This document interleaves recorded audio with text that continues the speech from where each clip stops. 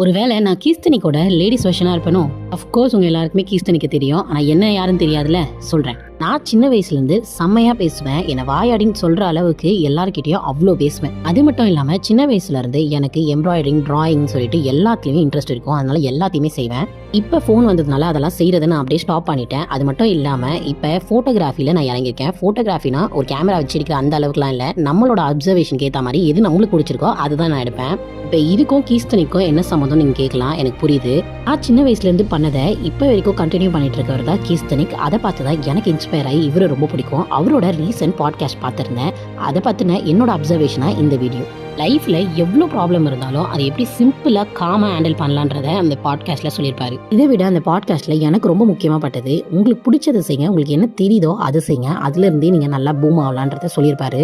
நான் இந்த YouTube channel start பண்ணிட்டு எதுவுமே பண்ண முடியல, எதுவுமே போக மாட்டேதுன்னு சொல்லிட்டு நிறைய ஃபெல்டப் ஆயிருக்கேன். ஆனால் இப்போ தான் எனக்கு தெரியுது, எனக்கு தெரிஞ்சதை பண்ணாமல் நான் எல்லாரும் பண்ணுறாங்கன்றதை திரும்பி பண்ணிட்டு இருக்கேன். அதனால அப்படியே இது எல்லாத்தையும் பாஸ் பண்ணிட்டு எனக்கு ரொம்ப பிடிச்சதை பேசுறத உங்க கூட சேர்ந்து பேச போறேன். Let's restart the channel.